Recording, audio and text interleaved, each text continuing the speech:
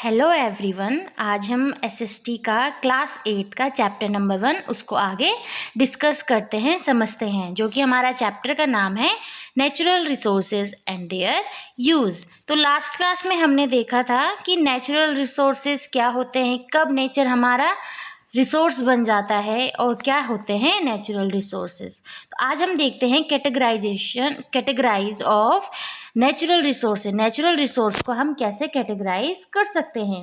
In science we learn the usefulness of categorisation and naming. We use some shared characteristics when we categorise ideas और things. We name the categorise so that we can refer to them with just one word or short phrase. हम क्या करते हैं, जैसे हमने science में पढ़ा है ना कि कैटेगराइज करते हैं, तो हम क्या करते हैं, उनकी कैटेगरी के हिसाब, उनकी कैरेक्टरिस्टिक्स के हिसाब से हम आइडिया लगा लेते हैं। ठीक है, व्हेन वी कैटेगराइज आइडिया और thing we name the categories. हमने उनको कैटेगरी को नाम दे देते हैं। जैसे कि आपका जैसे कि क्या हो गया, living and non living thing. जैसे कि हो गया living and non living things, है ना, दो डिफरेंट हो गए, लेकिन आपको पता चल जाएगा ऐसे से ही कि लिविंग थिंग्स क्या हुए और नॉन लिविंग थिंग्स क्या हुए। तो when these names and meanings are shared across the group of people, it helps, ठीक है, us discuss a set of idea or things without needing to describe them every time। बार बार हमें ये describe करने की ज़रूरत नहीं पड़ेगी कि अरे लिविंग ये होते हैं जिनमें कि जो ऑक्सीजन लेते हैं और जो चलते हैं, मूव करते हैं, ये लिविंग हुए। नॉन लिविंग उनके अपोजिट होते हैं। तो बार बार हमें उनके जो कैरेक्टरिस्टिक है उसको डिफाइन करने की ज़रूरत नहीं है, हम ईजिली इसको समझ सकते हैं। तो in earlier classes you learn about living and non living things. Earlier classes में आपने लिविंग और नॉन लिविंग थिंग्स के बारे में पढ़ा है। As soon as we use these word you know what they mean. जैसे ही हम इन वर्ड्स का यूज़ करते हैं हमको पता चल जाता है कि इनका मतलब क्या है। This is the simple example of categories. तो ये एक कैटेगरीज का सिंपल एग्जाम्पल है। तो सेम हमें किसके साथ करना, नेचुरल रिसोर्सेज के लिए। तो we do the same with the natural resource. Think about it, what might be the different criteria we can use to categorize natural resource। Natural resource को कैटेगराइज करने के लिए हम क्या डिफरेंट क्राइटेरिया यूज कर सकते हैं। तो one of the ways we could categorise natural resource is based on the use we put them to. हम उनको किसके हिसाब से कर सकते हैं, based on the use we put them to, जिस हिसाब से हम उनको यूज कर रहे हैं। पहला जैसे एसेंशियल फॉर आवर लाइफ, हमारी लाइफ के लिए कितने एसेंशियल हैं, उस कैटेगरी के हिसाब से हमने उनको डिवाइड कर दिया। सोर्स फॉर मटेरियल्स, मटेरियल्स के लिए सोर्स है, and the sources for energy, और साथ ही साथ एनर्जी के लिए भी सोर्सेज हैं। तो सबसे पहला हमने जो कैटेगराइज करा उसको अपने यूजेस के हिसाब से, उसमें जो पहला है रिसोर्सेज एसेंशियल फॉर लाइफ। ठीक है, जो ये रिसोर्सेज हैं वो हमारी लाइफ के लिए कितने एसेंशियल हैं। तो life could not exist on earth without the air we breathe, the water we drink, the food we eat. ठीक है, अर्थ में लाइफ पॉसिबल नहीं है बिना हवा के, जो कि हम जिससे हम सांस लेते हैं, पानी के जो हम पीते हैं, एंड फूड जो हम खाते हैं, इनके बिना अर्थ में लाइफ पॉसिबल नहीं है। We take this from the atmosphere, ये हम कहाँ से लेते हैं, एटमोसफेयर से। तो जो हवा हम ले रहे हैं अपने एटमोसफेयर से ले रहे हैं। रिवर्स एंड पॉन्ड्स, जो पानी ले रहे हैं हम वो रिवर्स एंड पॉन्ड्स से ले रहे हैं। And through the cultivation of soil और अदर लिविंग थिंग्स, और फूड हमें कहाँ से मिल रहा है, कल्टिवेशन ऑफ सॉइल और लिविंग थिंग्स से। जो हम क्रॉप करते हैं, वो क्रॉप उगाते हैं कहाँ पे, सॉइल में ही उगाते हैं। We can not make the air we breathe, हम जो हवा हम सांस ले रहे हैं हम उसको नहीं बना सकते हैं। We the water we drink, the soil which gives us food, हम ना हवा को बना सकते हैं, ना पानी बना सकते हैं, ना वो सॉइल को बना सकते हैं जिसके थ्रू हमें फूड मिल रहा है। तो इस तरीके से जो रिसोर्सेज हैं वो हमारी लाइफ के लिए क्या हैं, बहुत ही ज़्यादा इम्पोर्टेंट हैं। नेक्स्ट आता है रिसोर्सेज फॉर मटेरियल। अब जो ये रिसोर्सेज हैं वो किसके लिए यूज़ हो रहे हैं, एज अ मटेरियल। ठीक है, human beings create physical object out of nature's gift. जो ह्यूमन बींग्स हैं वो क्या कर रहे हैं, अपने लिए जो ऑब्जेक्ट बना रहे हैं, तो वो कहाँ से बनाते हैं, जो नेचर्स के जो गिफ्ट हैं उससे वो बनाते हैं। जैसे कि अगर उनको चेयर बनानी है ना, लकड़ी की बना रहे हैं, तो कहाँ से ले रहे हैं, वुड। वुड कहाँ से आता है, ट्री से, है ना। ट्री किसका पार्ट है, नेचर का। तो we make them for our utility और to create things of beauty that enrich our lives and those of other. तो हम क्या करते हैं, इन चीज़ों को अपने यूज़ के लिए या अपने create the things of beauty that enrich our lifes, और हम उनसे कुछ ब्यूटी ऐसी चीज़ें बनाते हैं जो हमारी लाइफ को अच्छा बना सके। A piece of wood can be transform into a chair. जो पीस ऑफ वुड एक लकड़ी का टुकड़ा है, हम उसको चेयर में भी कन्वर्ट कर सकते हैं, ठीक है। And also curve into a statue, और हम उससे एक स्टैचू भी बना सकते हैं। तो इससे क्या हो रहा है, वो ये ब्यूटी के तौर पर यूज़ हो रहा है, और एज अ फॉर हमारी यूटिलिटी के लिए वो चेयर की फॉर्म में यूज़ हो रहा है। India's geographical diversity provide us with a wide variety of natural resources. India की जो जियोग्राफिकल डाइवर्सिटी है वो इतनी है कि हमें बहुत सारी वेराइटी ऑफ नेचुरल रिसोर्सेज के मिलते हैं। फ्रॉम वुड टू मार्बल, लकड़ी से लेकर मार्बल तक, एंड कोल टू गोल्ड, कोल से लेके गोल्ड तक, ये सब चीज़ें हमें नेचर से मिलती हैं। तो ये हो गया हमारा दूसरा, resources for material. Now the third one is resources for energy. जो हमारे जो रिसोर्सेज हैं वो हम कैसे उसे एनर्जी के फॉर्म में यूज़ कर रहे हैं। तो energy is a cornerstone of modern living. Electricity, energy बहुत ही ज़्यादा इम्पॉर्टेंट है हमारी मॉडर्न लाइफ के लिए। तो इलेक्ट्रिसिटी फॉर आवर बिल्डिंग्स, हमारी बिल्डिंग्स के लिए इलेक्ट्रिसिटी चाहिए, ट्रांसपोर्टेशन के लिए चाहिए, and all types of production process, और जितने भी प्रोडक्शन प्रोसेस हैं उन सब के लिए इलेक्ट्रिसिटी की क्या है, बहुत ज़्यादा ज़रूरत है। This energy can come from diverse natural source. तो जो ये एनर्जी है वो कहाँ से, हमारे बहुत सारे नेचुरल रिसोर्सेज के थ्रू हमें मिल सकते हैं, जैसे कि कोल से, वाटर से, पेट्रोलियम से, नेचुरल गैस से, सनलाइट से, विंड से, एक्सेट्रा। ऐसे इनके थ्रू हम क्या कर सकते हैं, इलेक्ट्रिसिटी ले सकते हैं, है ना। तो ये हो गए हमारे categories on the basis of uses. तो resources essential for life, resources for material, and resources for energy, ठीक है। उसके बाद आता है नेक्स्ट हमारा renewable and non renewable resources. तो ये हमारा बहुत इंपॉर्टेंट टॉपिक है, renewable and non renewable resources.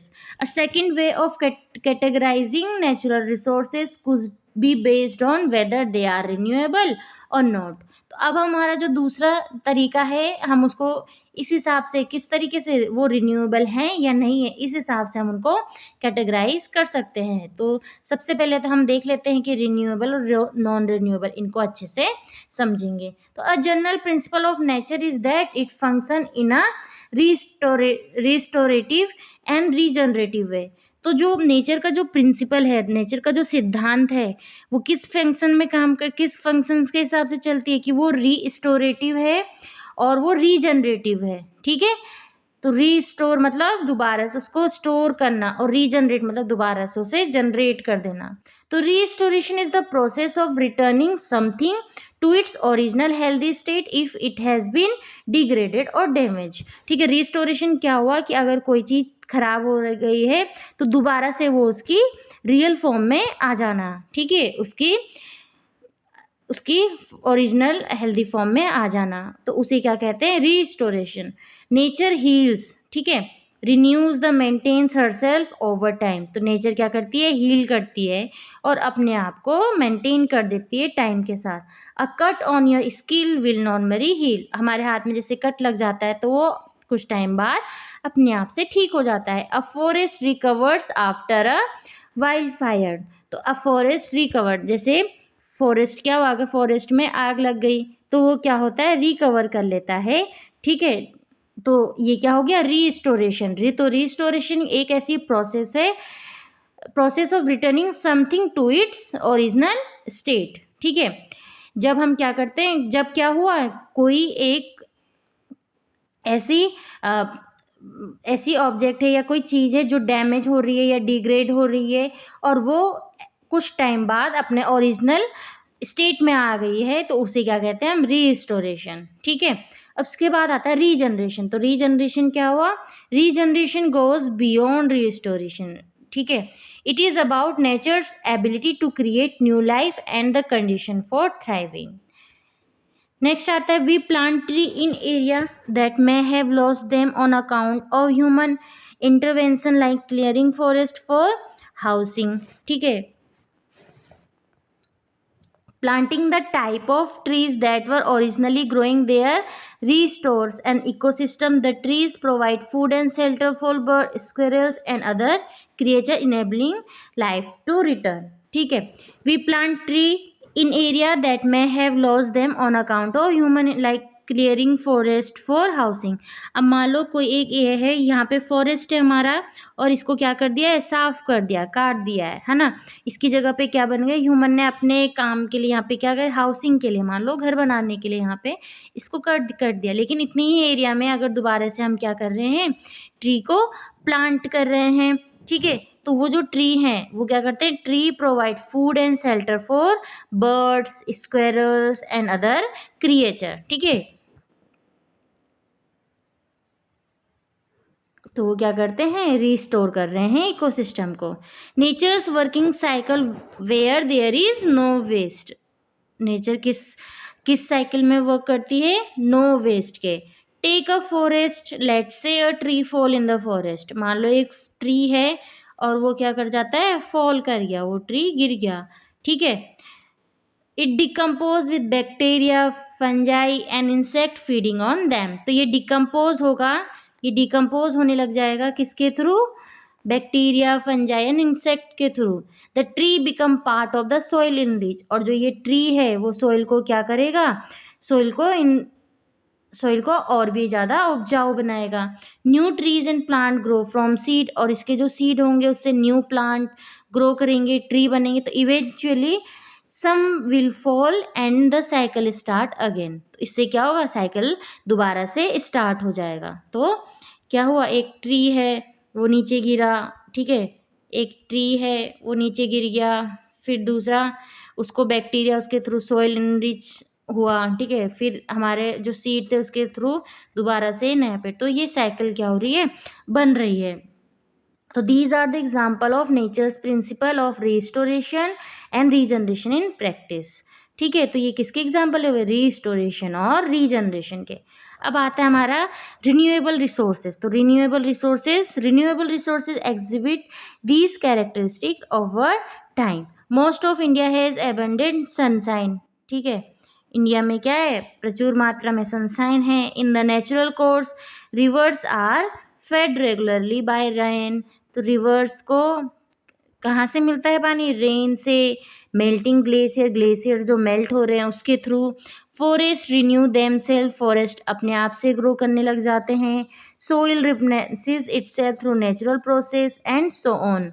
Solar energy, wind energy, energy from flowing water, timber from forest are renewable sources as long as we are able to manage them in a sustainable manner. तो जो solar energy है, solar energy मतलब जो हमें सन से मिलती है ना, सन से मिलती है वो सोलर एनर्जी। विंड एनर्जी, और जो एनर्जी हमें फ्लोइंग वाटर के थ्रू मिल रही है, फ्लोइंग वाटर के थ्रू मिल रही है। टिम्बर फ्रॉम फॉरेस्ट, लकड़ियाँ होती हैं ना, लकड़ियों के ऐसे लॉग ऐसे होते हैं वो। तो ये क्या हो गए, ये सब क्या हो गए हमारे, these are the example of renewable resources. ये तब तक हमारे लिए रिन्यूएबल रिसोर्सेज हैं जब तक हम इन्हें सही तरीके से सस्टेनेबल मैनर से हम इनको क्या कर रहे हैं, यूज़ कर रहे हैं। और अगर हम इन्हें ज़्यादा यूज़ करने लग जाएंगे, जैसे मान लें हमने पेड़ काट दिया, इसकी जगह दूसरा पेड़ नहीं हुआ, ठीक है, तो वो हमारे लिए रिन्यूएबल नहीं रहेगा। तो solar energy, wind energy, energy from flowing water, timber from forest are the examples of renewable resources. ठीक है, however for them to remain renewable there is a condition। ठीक है, रिन्यूएबल रहने के लिए इन्हें क्या है, एक कंडीशन है। बोला ना कि रिन्यूएबल रहने के लिए इनकी कंडीशन है, the natural rhythm of restoration and regeneration must not be disturb. तो जो हमारा नेचुरल रिदम चल रहा है रिस्टोरेशन का और रीजनरेशन का, वो डिस्टर्ब नहीं होना चाहिए। अगर वो डिस्टर्ब हुआ तो हमारे जो रिन्यूएबल रिसोर्सेज हैं वो रिन्यूएबल नहीं रहेंगे।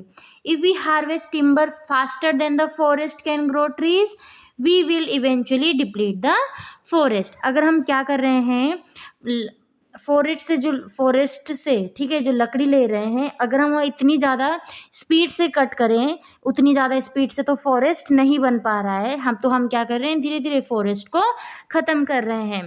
Scientist have shown that through irresponsible human actions, ठीक है, साइंटिस्ट बताते हैं कि जो ह्यूमन के जो इररिस्पॉन्सिबल एक्शन है, मतलब कि रिस्पॉन्सिबल नहीं है वो, कि हमें इनको कैसे यूज़ करना है, तो many of the nature cycle have been disturb. इससे क्या हो रहा है, बहुत सारी जो नेचर साइकिल हैं वो क्या हो रही हैं, डिस्टर्ब हो रही हैं। जैसे कि a combination of several factor interacting, fossil fuel driven industrialization and the cutting down of forest for agriculture and other purpose are two of them। ठीक है, तो वो कैसे ह्यूमन, ऐसी कौन से ह्यूमन एक्टिविटीज़ हैं, तो वो क्या कर रहे हैं, फोसल फ्यूल्स ड्राइवन इंडस्ट्रियलाइजेशन है, ठीक है, और साथ ही साथ जो कटिंग डाउन ऑफ ट्रीज हैं फॉर एग्रीकल्चर, उसको बहुत ज़्यादा वो क्या कर रहे हैं, खेती के लिए। अब धीरे धीरे पॉपुलेशन बढ़ रही है तो खेती करनी है, तो खेती के लिए क्या कर रहे हैं, धीरे धीरे फॉरेस्ट को कट कर रहे हैं।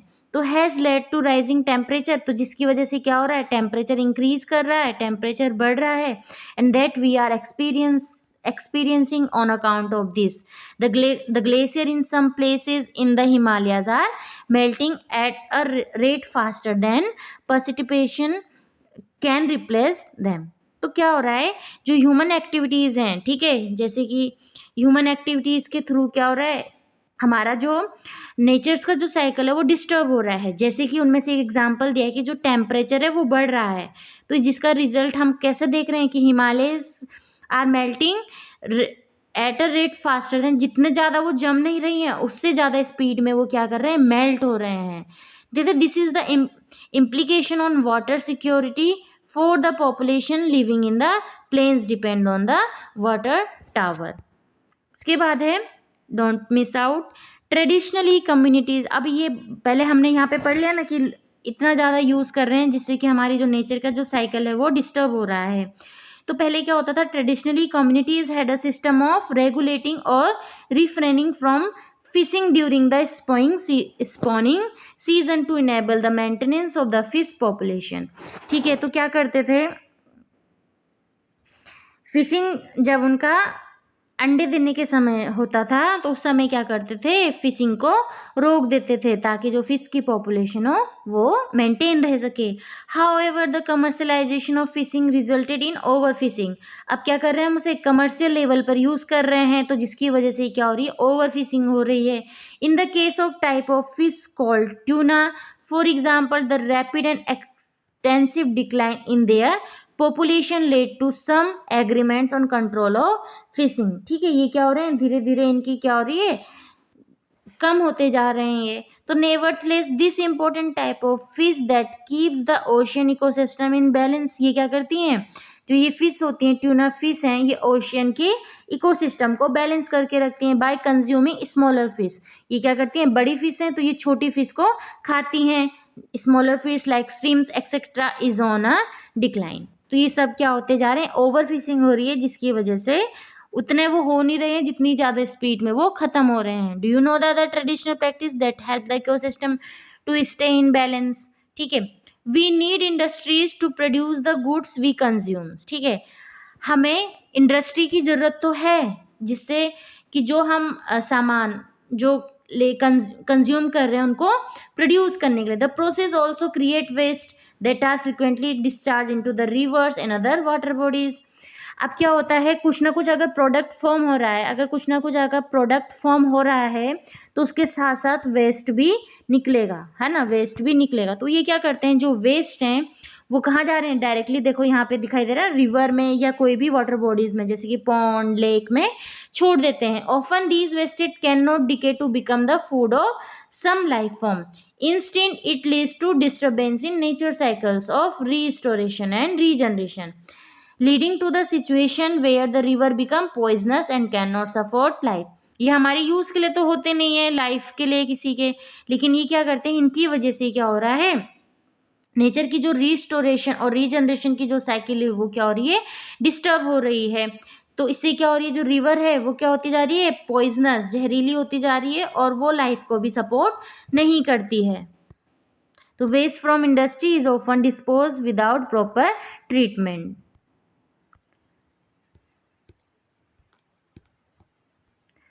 तो ecosystem functions and ecosystem service.